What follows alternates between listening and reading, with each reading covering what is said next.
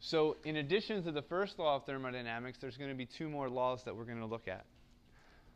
The next one that we're going to look at is the second law of thermodynamics. And the second law says the following. It says that in any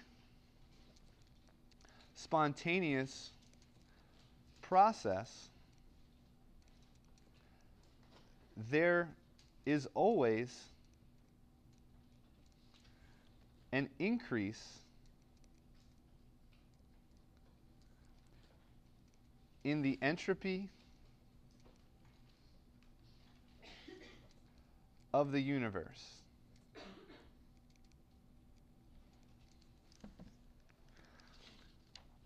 So we can kind of write an equation for the entropy in the universe.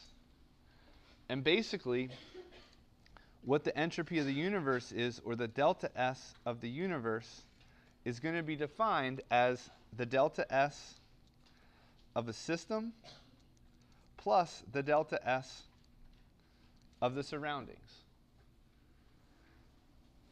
As chemists, when we're looking at different, things to analyze, we get to define what our system is and what the surroundings are. The system could be this eraser right here. That would mean the surroundings is everything else in the entire universe. Our system could be this classroom right here. And then everything else would make up the entire universe. Our system could be the Ohio State University, and the surroundings could be everything else.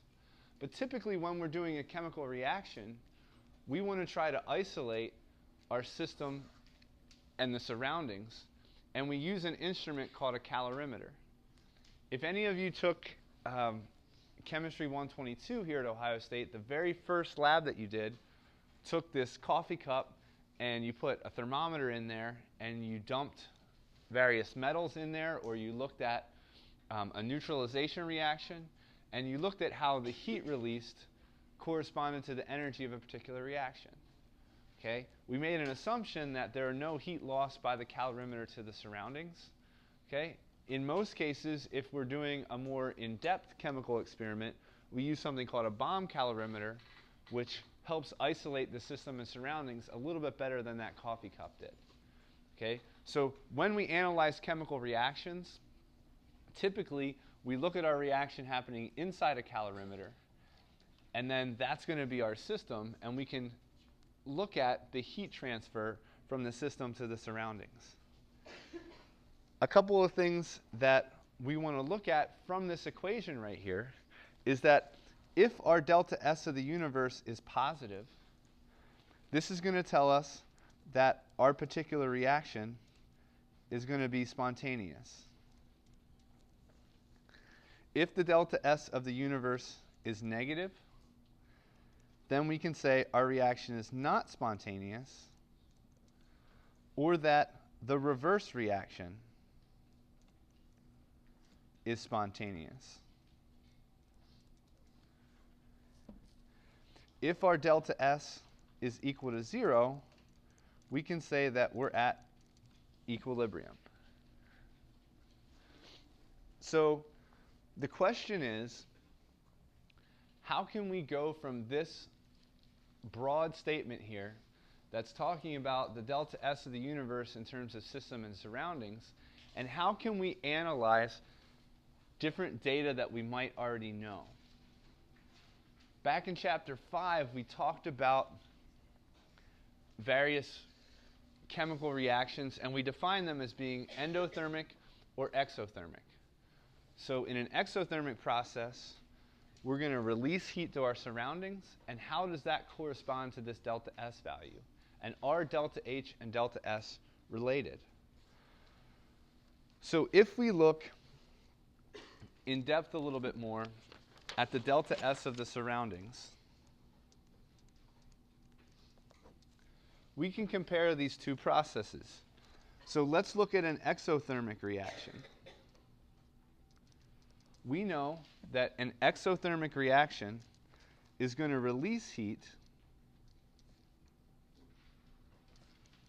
to the surroundings. So that means our delta S of the surroundings is going to increase. Because if we release heat to the surroundings themselves, if there are molecules out there, will move a little bit faster, and that's going to increase that entropy. So most exothermic reactions have a positive delta S of the surroundings. If we compare this to an endothermic reaction, in an endothermic reaction, our heat is going to be absorbed by the surroundings. So if we're absorbing heat from the surroundings, our delta S of the surroundings is going to be a negative value. So from this data that chemists collected, we can come up with a relationship between heat and the delta S of the surroundings.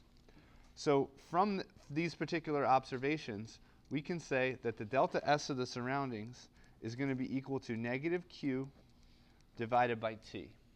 And you'll see this equation written in chapter 19 of your textbook. Thermochemistry is a branch of chemistry called physical chemistry. And physical chemists like to take a lot of integrals and a lot of math equations and manipulate them around. Okay? If you liked geometry proofs and math proofs and that kind of stuff, you would love physical chemistry, because you're doing all that stuff, except it's with more bulked up, fancier mathematics, and typically with integrals and all that kind of stuff. If you make certain approximations, you can get different relationships. So in all cases, the delta S of the surroundings is going to equal negative Q divided by T. But typically, we like to make approximations that are more similar to what we observe in the lab. So if we observe a constant pressure, so at constant pressure, our Q is going to equal the delta H. So at constant pressure, we can say that the delta S of the surroundings is going to equal negative delta H divided by T. And this might not make sense about why we're doing this now, but a little bit later in lecture, we're going to try to define when a particular system is spontaneous and when it's not spontaneous, and we're going to need the information from this particular equation right here. So at constant pressure, the delta S of the surroundings is going to equal negative delta H divided by T. Okay? One thing that we can definitely say about the delta S of the surroundings is the following. It's the magnitude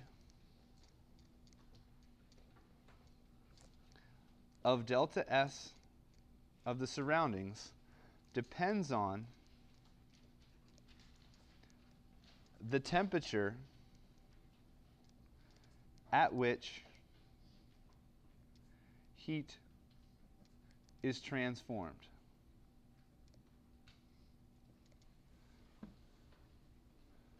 So depending upon how drastic this case is for delta S, it's going to depend on the temperature. Okay, so keep that in the back of your mind as we go through some of these instances and circumstances where we look at changes in entropy. One of the things is you're going to see these charts that are given in a particular textbook, because we want to try to figure out and be able to predict when our delta S of the universe is going to be positive or negative.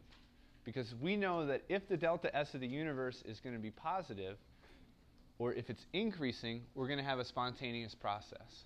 So ultimately, everything has been put together right now, and we're trying to figure out when exactly can we predict if a particular reaction is going to be spontaneous. Okay? So we can look at different values of delta S of our system, and we also have to take into account the delta S of the surroundings.